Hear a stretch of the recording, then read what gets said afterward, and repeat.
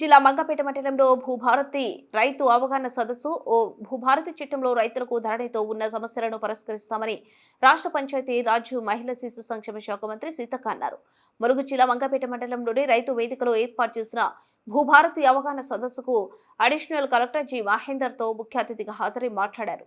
గత బీఆర్ఎస్ హయాంలో ధరణిలో రైతులు ప్రజలు కష్టాలు పడ్డారని, కాంగ్రెస్ తెచ్చిన భూభారతి చట్టం ద్వారా కష్టాలను తీరుస్తుందని తెలిపారు. అనంతరం కళ్యాణ లక్ష్మి, షాదీ ముబారక్ చెక్కులను పంపిణీ చేశారు.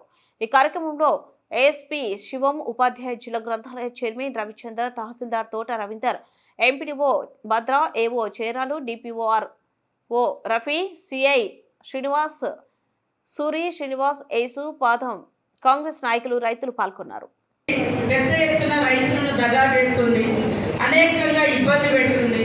మానసికంగా కూడా ఈ భూమి ఉంటుందా పోతుందా అని మోకం మీద చూస్తే నువ్వు ఉంటున్నావు, పేరు ఇంకొకరు తెలుస్తారు.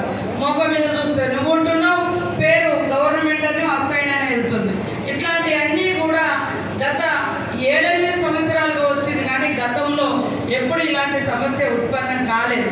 దాన్ని దృష్టిలో పెట్టుకొని ఈరోజు భూభారతి అనే చట్టాన్ని ఎవరైతే సాగులో ఉన్నారో వాళ్ళకి ఏ రకంగా వచ్చిందో ఆ రకంగా వాళ్ళ భూమి చెందాలనే విధంగా ఈ భూభారతి చట్టం చెబుతుంది. ఇవాళ ఒకవేళ నీకు ఏమైనా ప్రాబ్లం ఉంటే మండలంలో పోయి ఎంఆర్ఓ దగ్గర చెప్పుకోవచ్చు. ఎంఆర్ఓ పరిష్కరించకుంటే ఆర్టీఓ దగ్గర, అడిషనల్ కలెక్టర్ దగ్గర పోవచ్చు.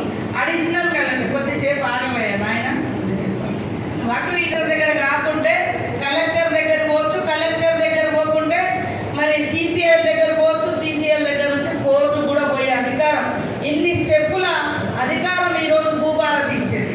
కానీ గతంలో చూస్తే నీ భూమి ఎందుకు మారిపోయింది, పేరు ఎందుకు వేరే వాళ్ళది వచ్చిందని ఒక ఎంఆర్ఓ దగ్గర పోతే నాకేం తెలియదు అంటాడు, ఆర్టీఓ దగ్గర పోతే నాకేం తెలియదు అంటాడు, కలెక్టర్ దగ్గర పోతే నేనేం చేయలేదు అంటాడు. ఇది ఎందుకంటే రాత్రి కూడా కొంతమంది భూముల పేర్లు మారుతున్నాయి, మరి కోర్టు ఆర్డర్లు తెచ్చుకుంటున్నారు, వేరే ఇట్లా చాలా మంది ఇబ్బంది పడతా ఉన్నటువంటి పరిస్థితిని దృష్టిలో పెట్టుకొని ఈరోజు ఈ యొక్క చట్టాన్ని తీసుకురావడం జరిగింది.